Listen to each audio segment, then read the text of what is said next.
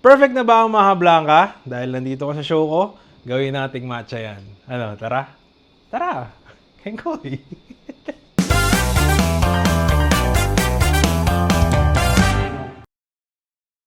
Sobrang dali lang gawa ng Maha Blanca. So, meron lang tayong mga ingredients dito. All-purpose cream, all-purpose flour, gata, cornstarch, saka syempre yung mais natin.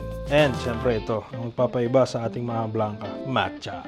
Okay, so sukat lang tayo. 1 cup, 1 cup. Nalagay ko na to lahat. Isang pack ng Coco Mama gata. Yan, lagay natin dyan. Hop! Next is 1 cup evap. Patin lang natin. Chain lang natin 1 cup. Kailin natin dyan. Tapos 1 cup din ng sugar. Ito, white sugar gamitin natin. Yan. Cornstarch, syempre. Ito yung magpapalapot sa Maha Blanca natin. 1 cup din. Oops. Cornstarch. Yan. 1/2 cup ng all-purpose flour. Kalahati lang. Tapos ito, cream of corn. 1 cup din. Sarap. Yan. Cream of corn. Tapos ito, corn kernel. Yung buo-buo naman na corn. So yan, 1 cup din ng corn natin. Yung buo. Alright. And haluin lang natin to. Make sure ma-dissolve lahat. Ano, may whisk pala ako. Pang konting iba. Lahat ko na itong iba. Alright. Tapos ito, nakalimutan ko. Para lang mas creamy siya. Lagyan natin ng all-purpose cream. About 1/2 cup lang.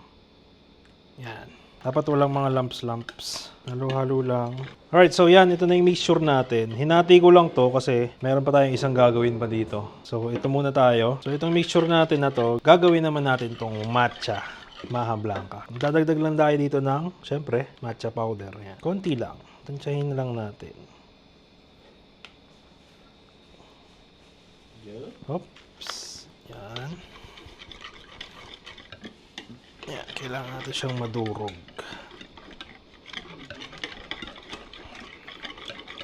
I think konti pa.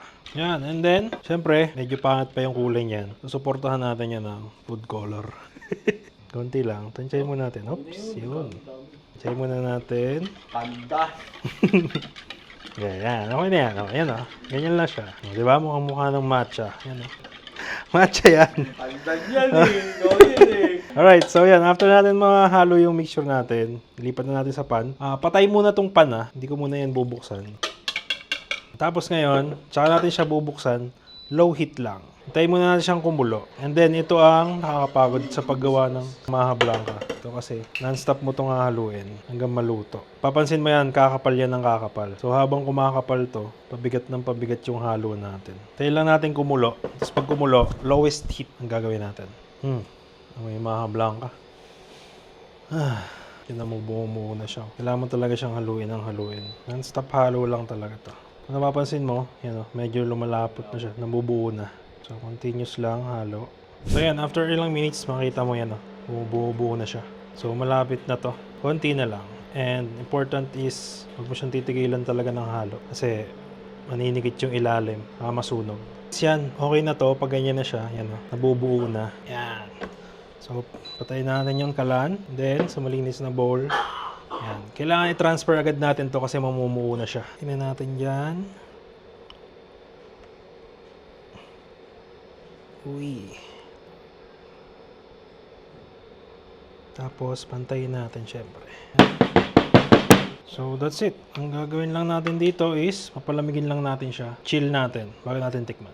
Alright, so next na tayo. Dun tayo sa Maha Blanca flan. So, ang first step natin is, gagawa muna tayo ng arnibal niya. Since wala tayong kalan, induction yung gamit natin. Tunawin ko na lang dito sa kawali. Yan, kaunti lang. Low heat lang. Tayo lang nating matunaw. Yan, and that's it. Pwede na yan. Lipat agad natin sa bowl. Yan. Ang konti pala nun.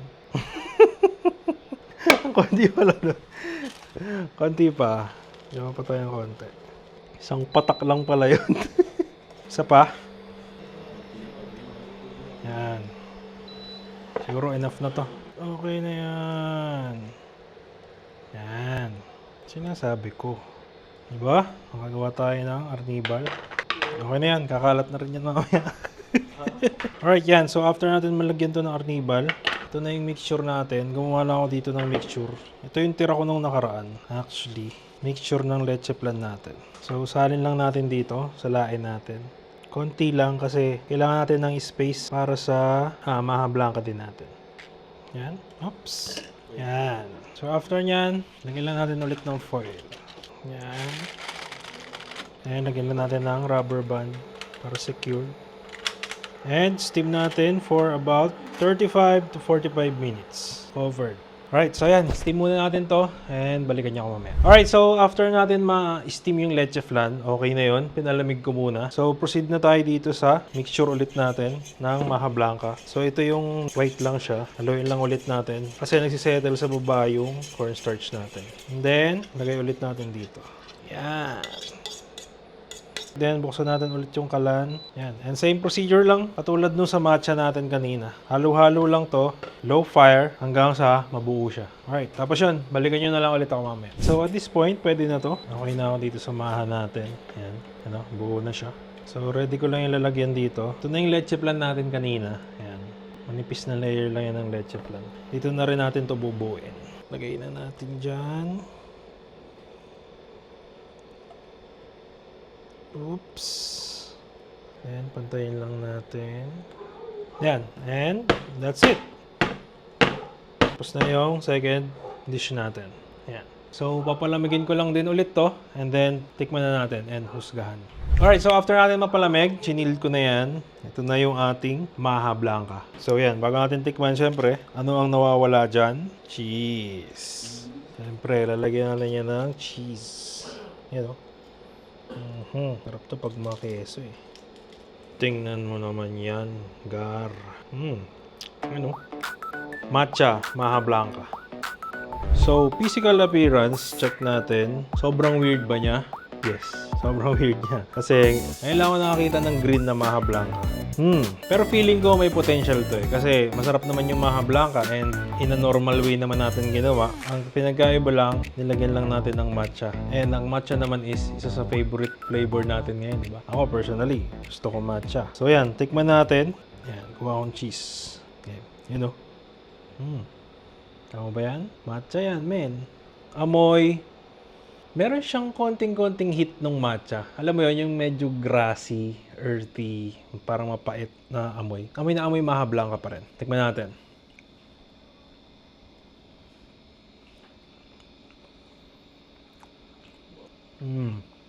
Okay. Kung i-describe ko to in one word, I would say creamy. Pangalawa, grass. Dalawang words. Diba? Lasang-lasa mo pa rin yung maha, syempre. And ganun din, katulad ng amoy, may konting hint ng matcha. Nagustuhan ko ba? Ako personally, yes. Kasi ako gusto ko ng matcha. Pero kung ikaw ay isang taong hindi mahilig sa matcha, feeling ko hindi to para sa'yo. Kasi malalasahan mo talaga yung pait ng matcha dito. So, final verdict ko dito, masarap ba? For me, yes. Kung gusto mo ng matcha, yes. Iuulitin ko ba ulit to? Definitely, yes. Para maiba naman yung maha blanca. Tulad sa family namin, maraming may favorite sa matcha. So, I'm sure magugustuhan nila to. Kung uulitin ko to, siguro ang babaguhin ko is, mas controlled ko pa yung matcha. Yung quantity ng matcha dun sa quantity ng maha blanca natin. Para hindi siya sobrang pait. Saktong-sakto lang yung konting-konting hit lang ng matcha. Overall, masarap naman siya. Nagustuhan ko. Try nyo rin to. So, second maha blanca natin ito. Yung ating maha blanca flan. Na-chilled na to ay napalamig. Tingnan natin. Moment of truth. Yeah.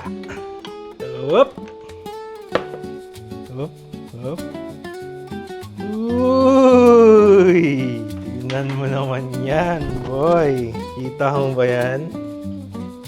Yan ang ating maha flan layer. Kitang-kita. Yan. Bango. Kahit naka-induction cooker tayo, nakagawa tayo ng arnibal. So, yan.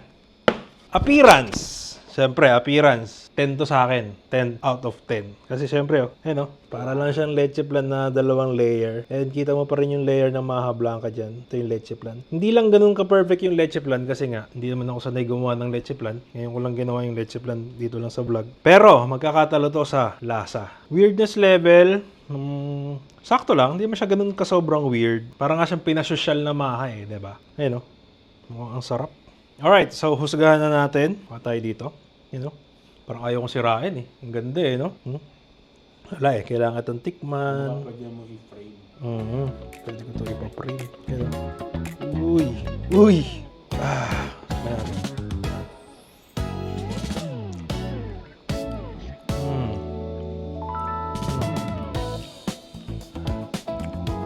Ay, nako. Bakit ngayon ka lang? Ano? Isa pa. Sarap. Patingin. Baldo, halika dito. Tikman mo. Papasukin ako. Papasukin ako. Ikaw ang humusga. Man natin ha. Oh shit. Look at that. You know? Look at that. Uy, uy. Jiggle.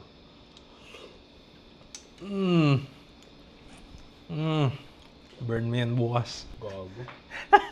Wala, hindi ko nalasahan. Coach!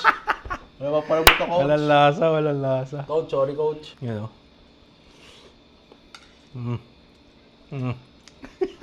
So, describe the dish in one word. Kaleidoscope. Galiwa. Ako, kung papadescribe mo to sa akin in one word, I would say elegant.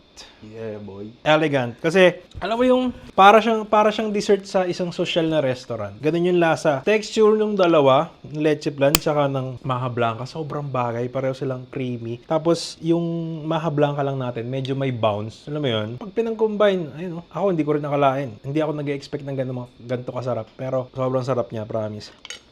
So, siyempre, obviously, masarap ba? Oo, 10 out of 10 to. Itatry ko ba ulit? Definitely yes. Isa na to sa bagong dessert ko na gagawin pag may mga okasyon simula ngayon.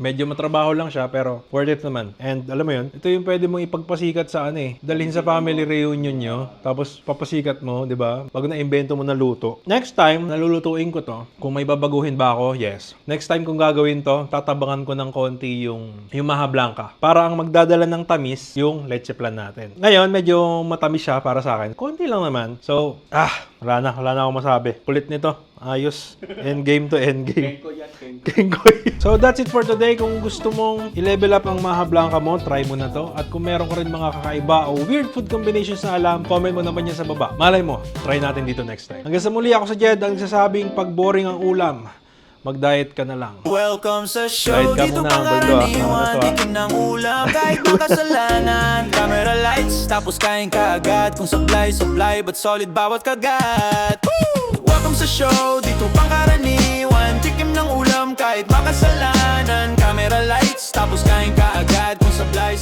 but solid bawat